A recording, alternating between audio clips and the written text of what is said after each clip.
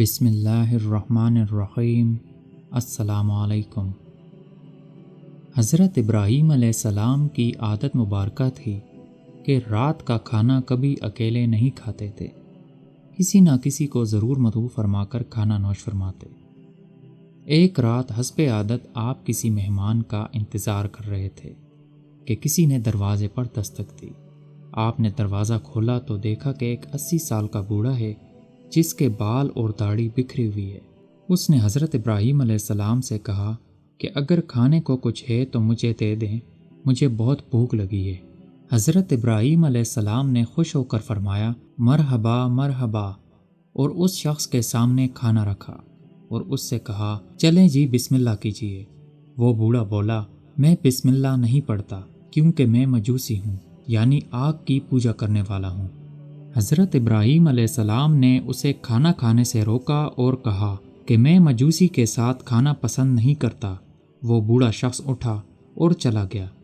ادھر پلک جھپکتے ہی حضرت جبرائیل علیہ السلام تشریف لائے اور بولے کہ اللہ رب العزت نے فرمایا ہے کہ اے ابراہیم علیہ السلام، منکر تو وہ میرا ہے، اور میں جانتا ہوں کہ میرے بندے نے 80 سالوں سے میری نافرمانی کی ہے اور اس نے بہت ساری غلطیاں کی ہیں، لیکن میں نے تو کبھی بھی اس کا رزق نہیں روکا، تو آپ نے اسے اپنے دسترخوان سے کیسے اٹھایا؟ کیونکہ اس نے بسم اللہ نہیں پڑھی۔ حضرت ابراہیم علیہ السلام یہ سنتے ہی اس بوڑھے مجوسی کے پیچھے دوڑے۔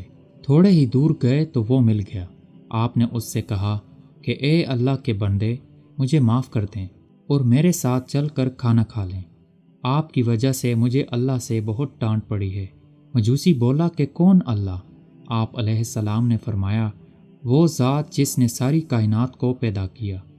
اللہ وہ ہے جس نے ہر شے کو تخلیق کیا اور خوبصورت شکل میں ڈالا۔ اللہ وہ ذات ہے جو تمام مخلوقات کو رزق دیتا ہے۔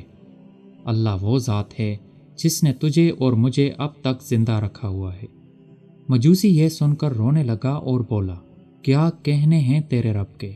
اے اللہ کے بندے، تیرے رب کا تو اخلاق بہت اعلیٰ اور عظیم ہے۔ میں اتنے پیار کرنے والے عظیم و بالا تر رب پر ایمان لاتا ہوں۔ ناظرین، ویڈیو اچھی لگی ہو تو اسے لائک کر کے ہماری حوصلہ افزائی ضرور کیجیے اور چینل کو سبسکرائب کر کے کامنٹ باکس میں ہمیں اپنی قیمتی رائے سے آگاہ ضرور کیجیے۔